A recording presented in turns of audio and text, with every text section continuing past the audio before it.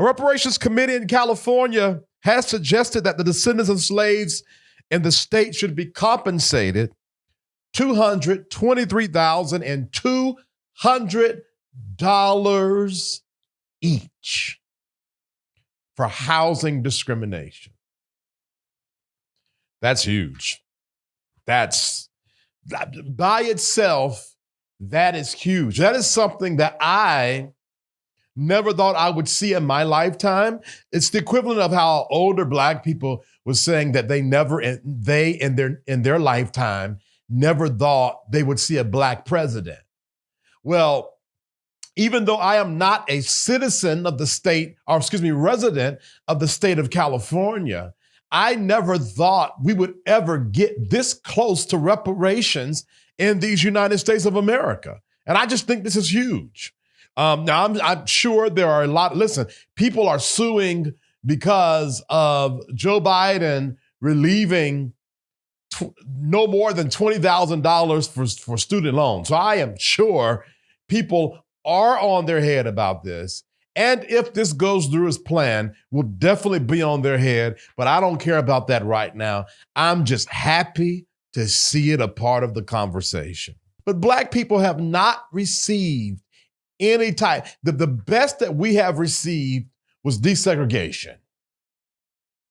And then we were told, now that you have the same opportunities as us, you should be doing as good as us. And if you're not, it's your fault. And to be honest with you, I'm a spiritual person.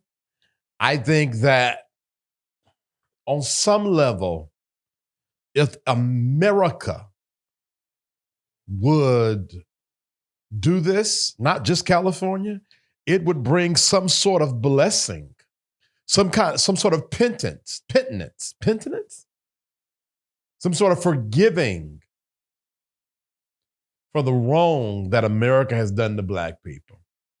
So anyway, the 9-member reparations task force was formed by California Governor Gavin Newsom as a part of the country's largest effort to address reparations for slavery.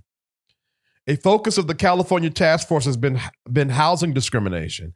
It has been estimated that it would cost around $569 billion to compensate the 2.5 million Black Californians for setbacks between 1933 and 1977. This could be paid in tuitions or housing grants or even cash. And I think all of those are great. The task force has also identified 4 other causes for reparation: mass incarceration, unjust property seizures, devaluation of Black businesses, and healthcare.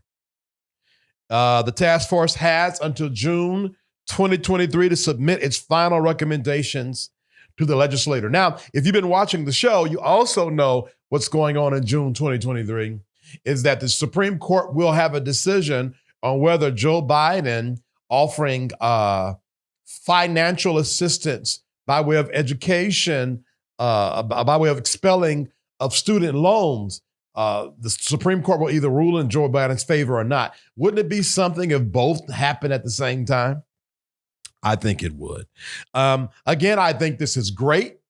I think it's a wonderful thing. I'm glad it's happening. And I hope that other states, now I live in Atlanta, I highly doubt that my God bless governor would do something like this. But I think it should be done on a federal level. So, and anyway, that's my thoughts on that. Hooray to Gavin Newsom. Hooray, hooray.